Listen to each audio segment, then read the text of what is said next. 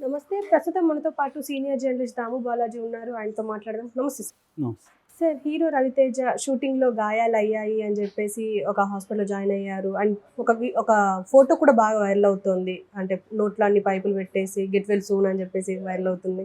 దీని గురించి మీరేమంటారు సార్?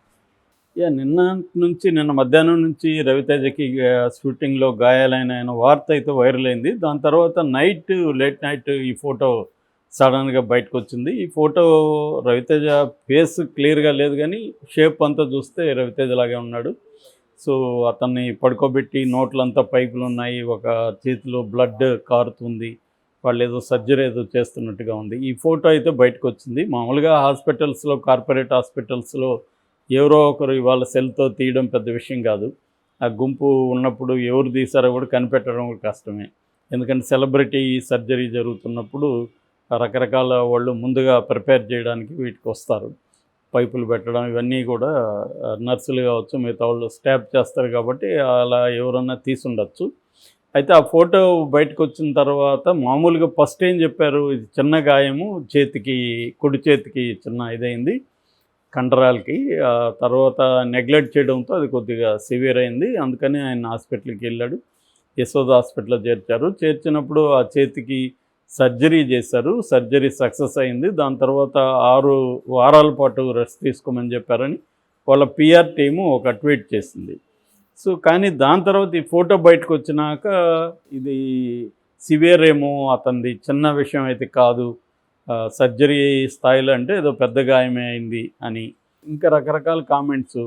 అభిమానులేమో టెన్షన్ పడుతున్నారు. ఇంత 6 వారాలంటే ఏదో సివియర్ అయి ఉంటుంది, చిన్న కండరం అయితే 6 వారాలు ఎందుకు ఉండాలి, ఇలా రకరకాలుగా కామెంట్స్ వస్తున్నాయి. యాక్చువల్గా ఏంటంటే రవితేజ 75వ సినిమా భోగవరపు బాన్ అని కొత్త డైరెక్టర్, తనతో షూటింగ్ ఇక్కడే జరుగుతుంది. యాక్షన్ సీక్వెన్సెస్ జరుగుతున్నాయి. మామూలుగా యాక్షన్ సీక్వెన్సెస్లో ఇట్లాంటి గాయాలనేవి హీరోలకు కావచ్చు, మిగతా వాళ్ళకి కూడా కామన్. ఎందుకంటే ఎంత డూపుల్ని పెట్టినా కూడా వీళ్ళు కూడా చేయాల్సి ఉంటుంది. కొన్ని చోట్ల చేసేటప్పుడు ఒక్కోసారి గాయాలు అనేవి వెరీ వెరీ కామన్. చాలా జాగ్రత్తలు అయితే తీసుకుంటారు. కానీ ఇప్పుడు ఏంటంటే ఈ మధ్యకాలంలో రియలిస్టిక్గా ఉండాలి ఫైట్స్ ఇవన్నీ అనేది పెరిగింది కదా.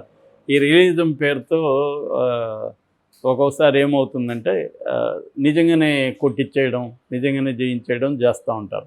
అలాంటప్పుడు కొద్దిగా రఫ్గా డీల్ చేయాలి. ఇప్పుడు తన ఫైట్స్ కూడా చాలా రియలిస్టిక్గానే చేస్తారు రవితేజ దీంట్లో కూడా.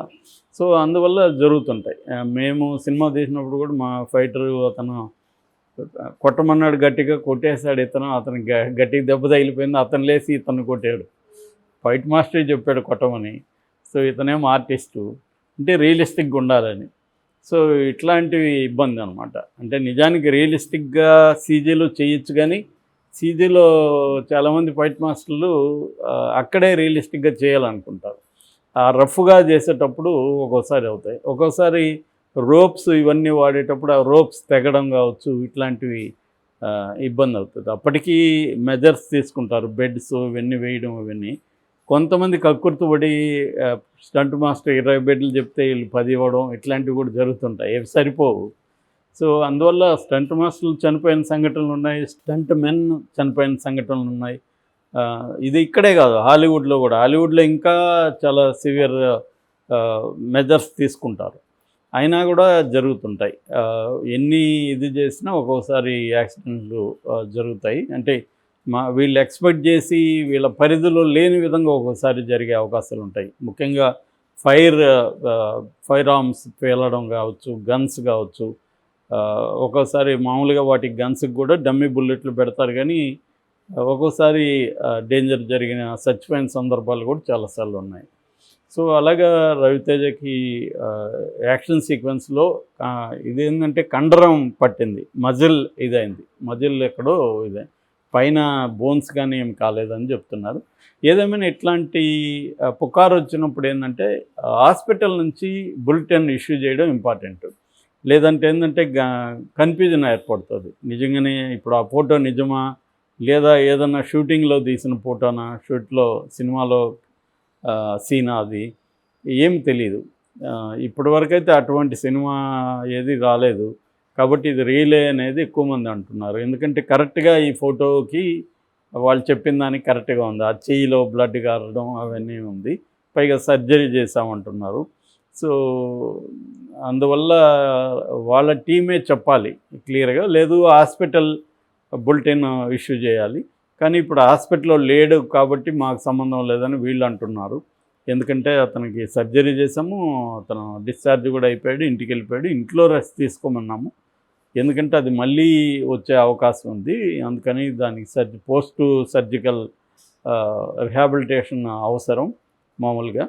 సో అందువల్ల తీసుకున్నామన్నాం. తర్వాత చెకప్ కూడా చేసుకోవాలి, మళ్ళీ అది ఎలా ఉంది ఏంటి అనేది. ఇది మామూలు పోస్ట్ సర్జికల్ కేర్ అనేది వెరీ ఇంపార్టెంట్, అది మళ్ళీ రాకుండా.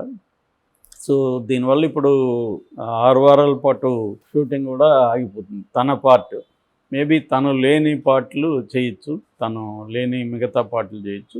ఇది యాక్షన్ సినిమాలకి జనరల్గా కామనే. హీరోలు ఒక్కొక్కసారి దెబ్బలు అయితే బాగా తగులుతాయి. నేను ఒక స్టంట్ తీసినప్పుడు కూడా అక్కడ 2 రోజులు 3 రోజులు అతను పైకి లేవలేదు ఆర్టిస్టు. ఎందుకంటే ఫైట్లో ఒళ్ళు హోనం అయిపోతుంది, పడి లేవాలి ఇవన్నీ ఉంటాయి, విసిరేస్తారు వీళ్ళు. ఎంత ఇది చేసినా కూడా ఎక్కడో ఒక చోట ఇదవుతుంది అనమాట.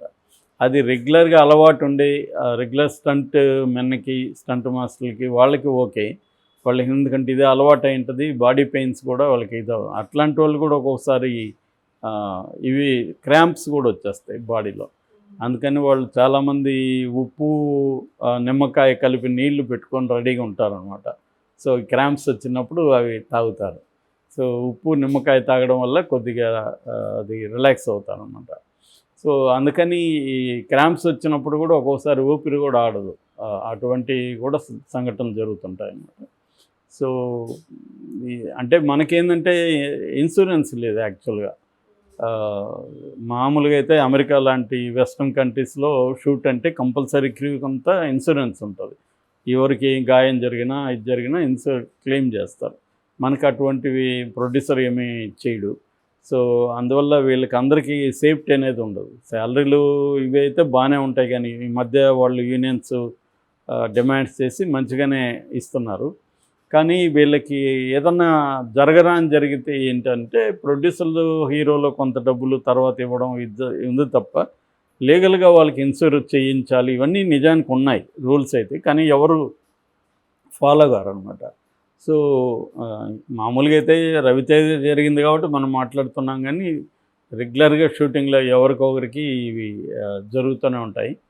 సో ఇప్పుడు రవితేజ జరగడం వల్ల ఆ మధ్య కూడా మన ఎన్టీఆర్కి కూడా దేవరలో ఒకటి జరిగి కట్టుకొని ఉన్నారు. అందుకనే వీళ్ళు ఎక్కువ చెప్పరనమాట షూట్ జరిగినప్పుడు.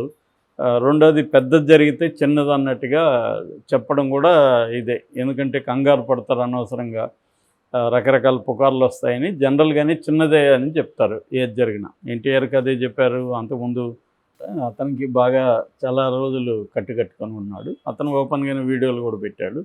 సో ఇదేంటంటే ఓపెన్ అవ్వడం మంచిది ఎప్పుడైనా కూడా, లేకపోతే రకరకాల పుకార్లు వస్తాయి. ఇప్పుడు రవితేజ నిజంగానే చిన్నదైనప్పుడు అతనే వీడియో పెట్టచ్చు, ఇదైంది నాకు ఏం కాదని. లేదు కొద్దిగా సివియర్ అయినప్పుడు హాస్పిటల్ వాళ్ళు యాక్చువల్గా పిక్చర్ ఏంటి, అతనికి ఏం జరిగింది అని హెల్త్ బులెటిన్ ఇవ్వచ్చు. దానివల్ల కొంత క్లారిటీ వస్తుంది. ఎప్పుడైనా ట్రాన్స్పరెన్సీ లేకపోతే రకరకాల పుకార్లు వస్తుంటాయి. Okay sir, thank you.